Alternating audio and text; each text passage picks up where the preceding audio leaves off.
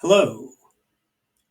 This is the second in a series of 3 videos on interpreting poems. First one I gave about William Shakespeare's Sonnet 29, When in Disgrace with Fortune and Men's Eyes. A very classic sonnet, 14 lines divided into 3 4-line quatrains and a couplet, with a rhyme scheme that goes A, B, A, B, C, D, C, D, E, F, E, F, G, G. It's got a very specific form to it. And the lines are basically in iambic pentameter. Penta is 5. It's in 5 iambs. An iamb is a unit of poetic meter that's got 2 syllables. It goes da da. Not every line is in perfect iambic pentameter. This poem that I'd like to talk about next is called Reluctance by Robert Frost. Whenever I get a poem or any kind of reading that has a kind of unusual, special, perhaps unfamiliar word, I like to come up with a list of synonyms, which I've written here. The reluctance seems to overlap with these words: unwillingness, hesitation, doubt. It's a kind of state that lacks certainty and confidence. So, as I said in my last video, one of the first things I like to check up on is, as I start reading it, is meter or rhythm. I guess those words overlap a bit, and rhyme, to see if it's got a kind of formal quality, metrical quality to it, a beat. And I have started to mark the poem a little bit. I used these marks in the last poem, and feel like I should go over them a bit. When I write this kind of line like this, I do this for a stressed syllable and an X for an unstressed syllable. So, like, for example, let's just go back to this poem for a second. Ba-da, ba-da, ba-da, ba-da, da, da, when in disgrace with fortune and men's eyes. And then I could go on. I all alone beweep my outcast state. And then let's go down to the 4th line. And look upon myself and curse my fate. I am scanning these lines. That's the language. Scansion, we call it, to mark a line of poetry and figure out how the beat works. And I've begun to do the first of the 4 stanzas in this poem, Reluctance. You see, it's got 1, 2, 3, 4 stanzas, and they're all 6 lines. I'm trying to figure out if it's got a beat to it. So it goes out through the fields and the woods, and over the walls I have wended. I have climbed the hills of view and looked at the world and descended.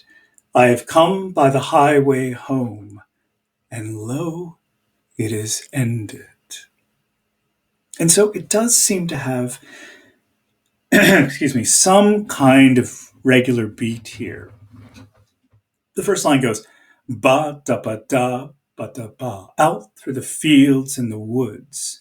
The second line's different, but da, and over the walls I have wended. I have climbed the hills of view and looked at the world and descended.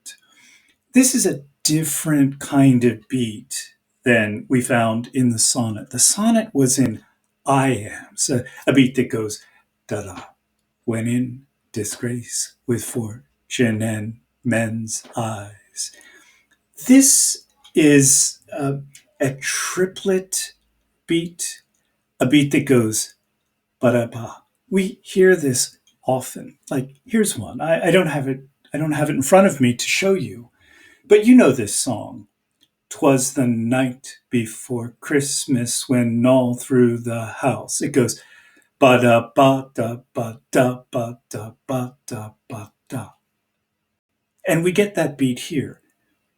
I have climbed, da ba da.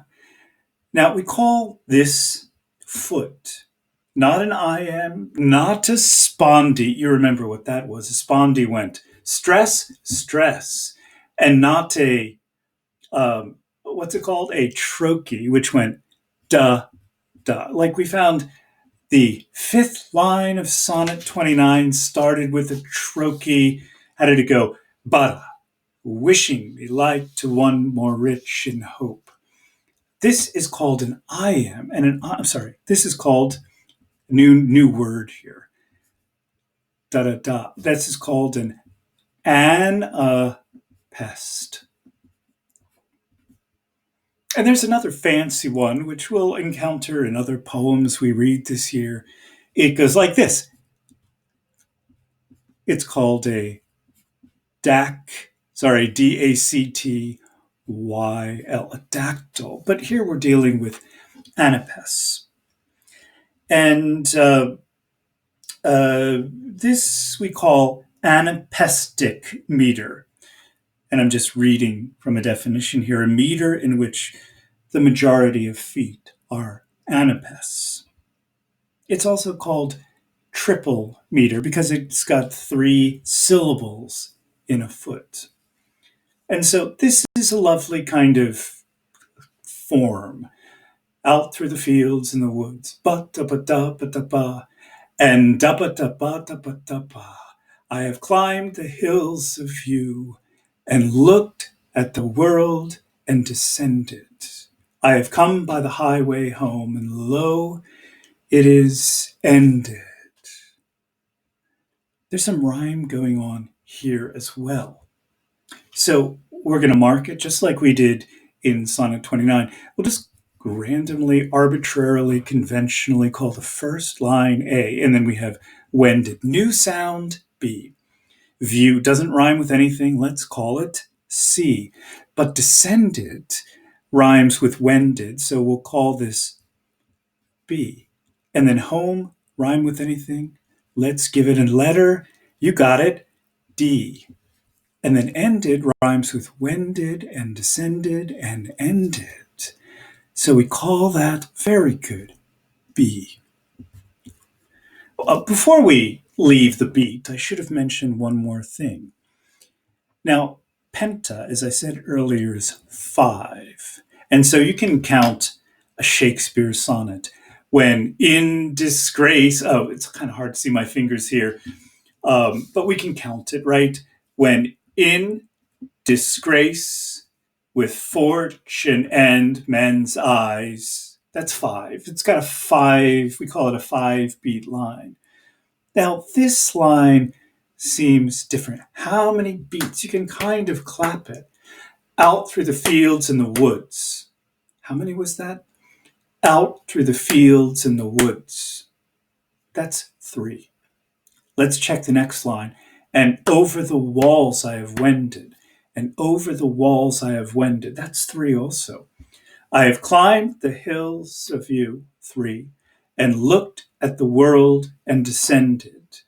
I have come by the highway home, and lo, it is ended. Wow, there's a change in the last line. This has got 3 beats. This has got 3 beats. They all have 3 beats, but 2 in the end. And so what I would recommend to do, or what I would do, is I would check to see if we follow this pattern for each stanza of 5 3-beat lines and then the last line with 2 beats. Now, I'd like to go back to the rhyme for a second. We divide rhyme and really the ends of lines of meter into 2 genders.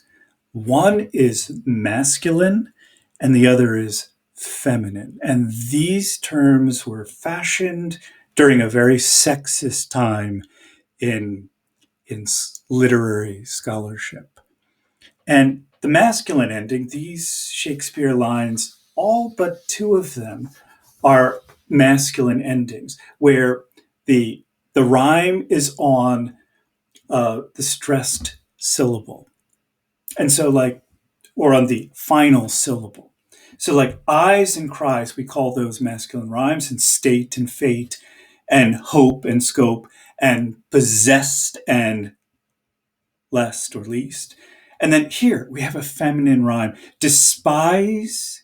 It's kind of unstressed syllable at the end, and arising. And so when you have an extra soft, unstressed syllable at the end of the line, we call it a feminine ending. Not very happy, but that's our tradition. And so let's take a look at the rhymes here. So we have a feminine rhyme on lines 2, 4, and 6. Do you see it? Wended, descended, and ended. And so I think it's interesting. It's a kind of soft, hesitant voice that's speaking in this poem. It's not really kind of solid. When in disgrace with fortune and men's eyes, right? You really land heavily there. But here, over the walls I have wended, right? It's kind of there's a kind of hesitance and reluctance in the voice, not only in the words, not only in the title, but in the voice. Frost is a lover of matching sound and sense. Now let's talk about the meaning of the poem. It's something you must do. As I said in my last video, that you're not going to be able to do the very best job if you don't understand what you're saying. Let's see if we can figure out what's being said here. I've gone out into the world. I've climbed the hills of view. I've looked out at all the things in the world. And then I've descended. I climbed to the top of the mountain, and now I've descended, and now I've come home. And lo, that's just poetry language for look. Lo, it is ended. There's a kind of pattern of going out to the world, looking at everything, and returning. Let's keep going. What happens in the next one? Let me just mark a few lines. The leaves are all dead on the ground, save those that the oak is keeping. We have here a feminine ending. And I'm just going to jump forward and see if I get the same pattern, and I do. Lines 2, 4, and 6, all with the feminine ending. The leaves are all dead on the ground. At this time, having returned from my journey, the leaves are dead on the ground, save those that the oak is keeping, to ravel them one by one, and let them go scraping and creeping out over the crusted snow when others are sleeping. So it's kind of late in the day. It's very late fall. There's still a few leaves on the oak tree. The oak tree is holding on to them. It's going to let go of them one by one out over the crusted snow. Maybe it is actually winter. Frost is a poet of New England, so it snows in very, very late October, at least when Frost was alive, early November. Let's keep going. He's come home, and it's winter. And the dead leaves lie huddled and still, no longer blown hither and thither. I think we're going to have the same pattern here. Thither, whither, and then again, whither, a different whither. This means where. Let's see. And the leaves lie huddled and still, no longer blown hither and thither. The last lone aster is gone. The flowers of the witch hazel wither. The heart is still aching to seek, but the feet question whither. A different whither. This means where. The heart's aching. The heart wants to keep going. The feet are like, where are we going to go now? There's a kind of division in the self we see here. And There's some flowers mentioned, very late, late flowers. The lone aster. The aster comes up very late in fall, and it's gone. The flowers of the witch hazel, they've withered. Still, there's a kind of urge to keep going in the heart. Okay, let's go on to the last one. When to the heart of man was it ever less than a treason? We have a repetition here. It's always important to notice them. The heart is aching to seek. The heart wants to go out again, go out into the world, make new discoveries. When to the heart of man was it ever less than a treason?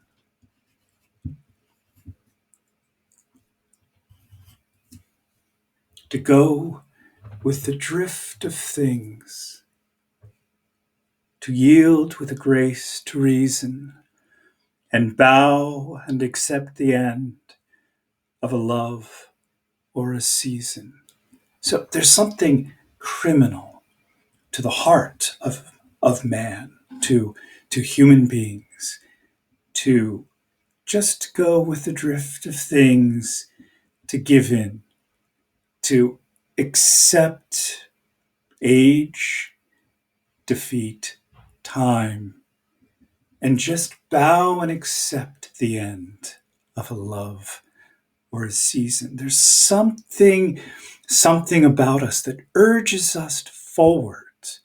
But it seems in this poem, Frost is considering another kind of possibility, which is going with the drift of things and not listening to this aching heart demanding, go on, keep going, new adventures, new journey, get out there and make new discoveries. It seems like he's saying, here's another possibility to embrace our unwillingness, hesitation, doubt, our reluctance.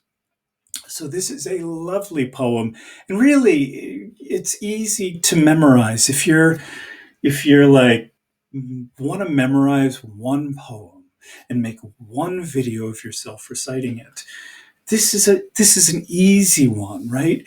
It's like, I don't know about you, but when I was in high school, I listened to a lot of rock and roll in the early 80s, and there was something about the songs. They were so easy to just like internalize and memorize so quickly because they're set to music and they have a certain kind of beat to them. They're made to be memorized. This poem is like that.